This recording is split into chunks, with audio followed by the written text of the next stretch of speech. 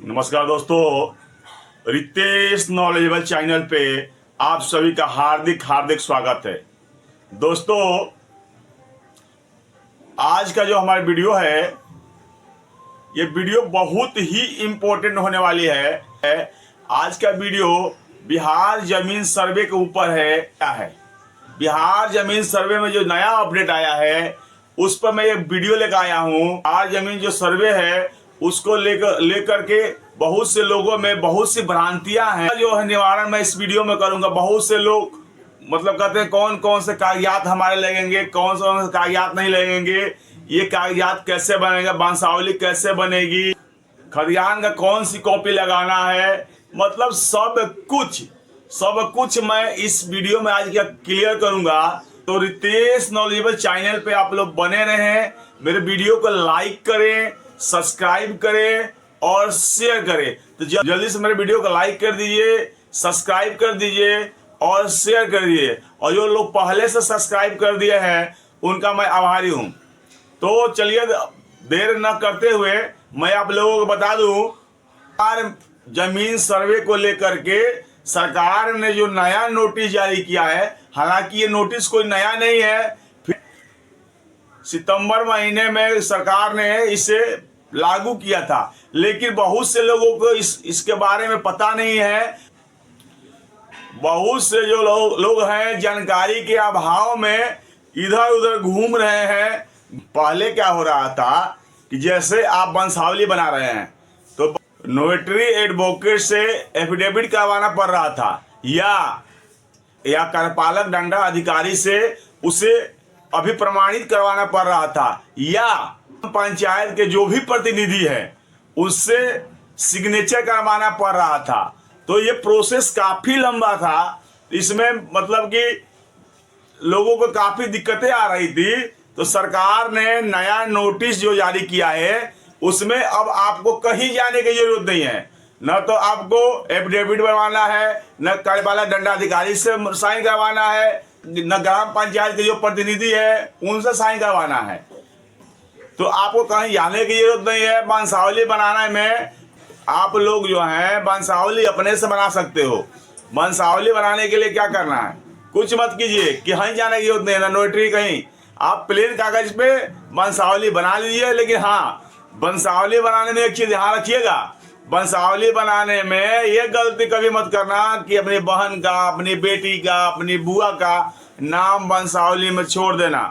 लेकिन ये नहीं करना है, बहन बेटी बुआ का नाम जरूर डालना है, नहीं तो भविष्य में आपको दिक्कतें आ सकती हैं। हाँ, नाम डाल रहे हो, बहुत लोग बोल क्या रहा है कि मैं अगर बहन बेटी बुआ का नाम डालूंगा तो वो लोग जमीन सर्वे में हिस्सा, मतलब जमीन में हिस्सा मांगेगा। देखिए, आपको अगर इतना ही दिक्कत है तो उनसे आप एनओसी ले लीजिए, लेकिन बहन बेटी बुआ का नाम जरूर डालिए। नहीं तो भविष्य में उनके जो औलाद हैं, अगर उनके बहुत से लोगों को पता है फिर भी वो लोग आपको गुमराह कर रहे हैं, जानबूझ के गुमराह कर रहे हैं। तो सरकार इसलिए बार बार नोटिस जारी कर रही है। जैसे वंशावली है, मान लीजिए वंशावली है आपका, तो वंशावली में बनाने में ग्राम पंचायत के जो प्रतिनिधि हैं उनकी अब कोई जरूरत नहीं है। फिर भी अभी भी मैं देख रहा हूँ कि लोग ग्राम पंचायत के प्रतिनिधि के दरवाजे पर जा रहे हैं, उन्हें घुमा रहे हैं। ये बता भी नहीं रहे हैं कि अब आप लोग अपने से इससे बना सकते हो। इसलिए सरकार जो है बार बार नोटिस के माध्यम से, अखबार के माध्यम से, समाचार के माध्यम से अपना अपडेट जारी करती रहती है कि आप लोग परेशान ना हो। तो बहुत से लोग आपको गुमराह भी कर रहे हैं। तो मैं इस वीडियो के माध्यम से आपको बता दूं कि आप जब वंशावली बना रहे हो उसमें कहीं जाने की जरूरत नहीं है। दूसरा कि पुश्तैनी जमीन है, तो आपके पास जो खतियान है, बहुत से लोगों के पास खतियान नहीं है, पुरानी मतलब जमीन तो है उनकी लेकिन खतियान नहीं है। वो लोग मतलब कहाँ से खतियान निकाले, क्या करे। अब गाँव में अगर किसी के पास खतियान है भी तो वो लोग देना नहीं चाहते। आप लोग देखे होंगे वो कि बहुत गाँव में कोई ऐसा भी आदमी है जिसके पास सारा कागजात है, तो वो दिखाएगा भी नहीं, आपको नहीं दिखाएगा, वो दिखाएगा ही नहीं। तो लोग परेशान हो रहे हैं, जानकारी के अभाव है कि कागज कैसे निकलेगा। तो मैं आपको बता दूं कि अगर आपको कहीं से जुगाड़ बन जा रहा है, पहले आपके जो खतियान है अगर किसी के पास है, आपके रिश्तेदारों के पास किसी के पास, तो उसका लेकर फोटो कॉपी करा के भी सर्वे में जमा कर सकते हो। पहले सरकार ने उसका अभिप्रमाणित कॉपी बोला था, लेकिन अब जो है नया नोटिस जो आया है, इसमें अभिप्रमाणित कॉपी, सर्टिफाइड कॉपी की कोई जरूरत नहीं है, केवल फोटो कॉपी से चल जाएगा काम। सरकार ने ये बोला है कि फोटो कॉपी ही मतलब इसे मान्य हो जाएगा, आपको कोई टेंशन नहीं लेना है। अगर कहीं से जुगाड़ बन जा रहा है आपका, तो अगर किसी हिस्सेदार, किसी पटीदार, किसी के यहाँ का खतियान है, तो उसका चाहे जहाँ से निकल जाए उसका जो है फोटो कॉपी भी चल जाएगा इसमें। तीसरा जो महत्वपूर्ण अपडेट क्या है, तीसरा अपडेट है कि बहुत से लोग हैं जिनका बिहार में अभी दाखिल खारिज नहीं हुआ है। 100 साल 200 साल से उनका जमीन है और जमीन खरीदे हैं, जमीन खरीदा केवाला हुआ है 100 साल से, लेकिन दाखिल खारिज नहीं है। मान लीजिए खतियानी भी जमीन है तो उनके पिताजी के नाम से दाखिल खारिज है, उनके दादाजी के नाम से है, उनका नाम पर जमीन है, इनके नाम पर भी जमीन नहीं है।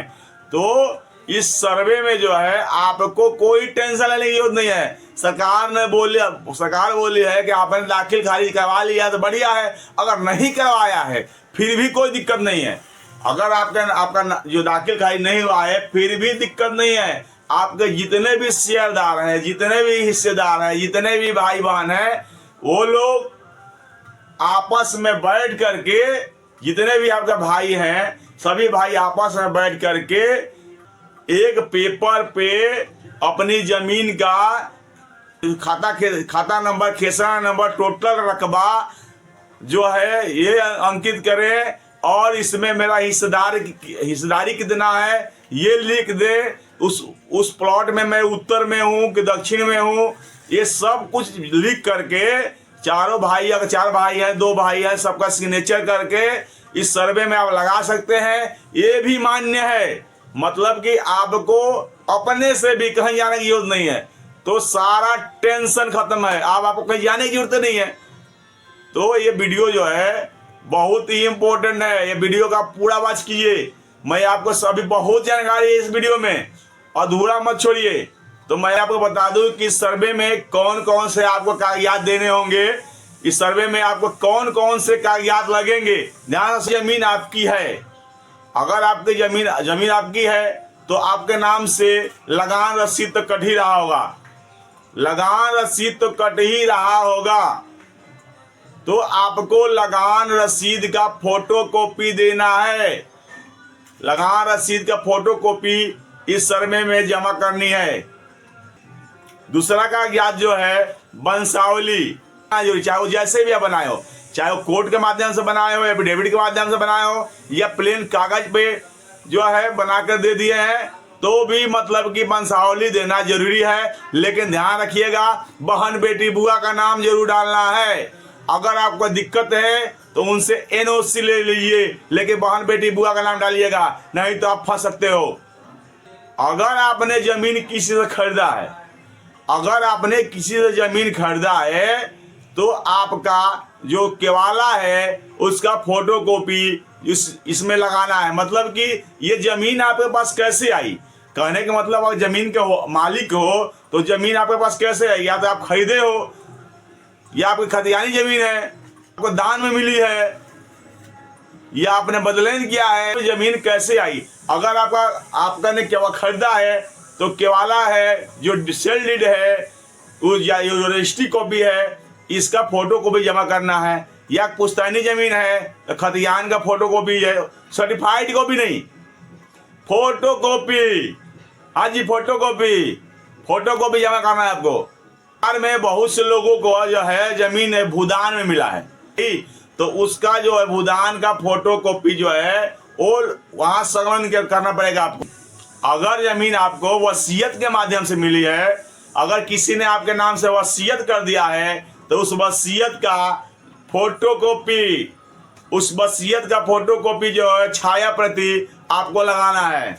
किसी मुकदमे में मान लीजिए कोई जमीन है और उस पर मुकदमा चल रहा था और उस मुकदमे में आपकी जीत हुई है, अगर कोर्ट का ऑर्डर कॉपी है उसका फोटो कॉपी उसका ओरिजिनल कॉपी नहीं, उसका फोटो कॉपी आपको देना होगा।